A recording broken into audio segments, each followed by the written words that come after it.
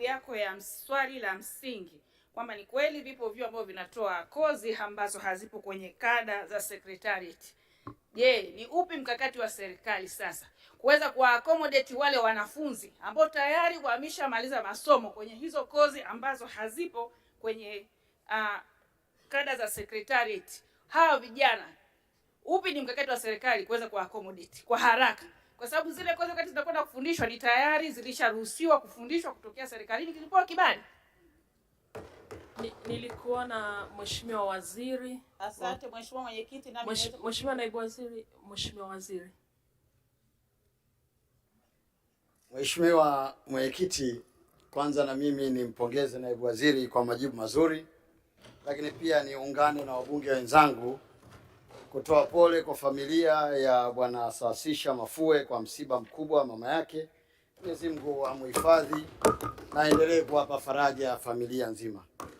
Mheshimiwa Mwenyekiti, kuhusiana na swala nyongeza ulizwa na Mheshimiwa mbunge, ukweli ni kwamba serikali imekuwa na mawasiliano ya moja kwa moja na vyuo vikuu pale wanapounda kozi au eneo lolote la masomo. Kwa mfano, nataka nitoe mfano ili jibu liwe jepesi. Chuo Kikuu Mzumbe wana kozi inaitwa maendeleo ya vijana.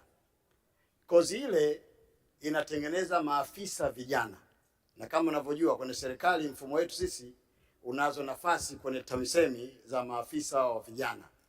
Sasa ile kozi walikuwa hawajaingizwa katika muundo. Tunapozungumza sasa hivi, Mheshimiwa Mwenyekiti, serikali imekwisha kamilisha mawasiliano kwanza ndani ya serikali, lakini pia kutengeneza muundo ambao vijana wale ambao wamemaliza kozi ile wote wanakwenda kuadopted katika mfumo wa ajira.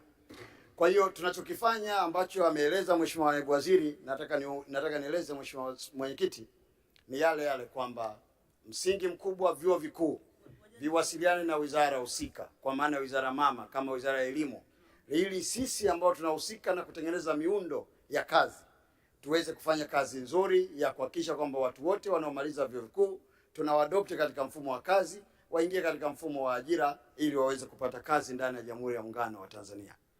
Nashukuru. Tunakushukuru Mheshimiwa Waziri, na tunakushukuru Mheshimiwa Naibu Waziri kwa majibu yako kwa Mheshimiwa wabunge. Sasa tunaendelea Wizara ya Nishati.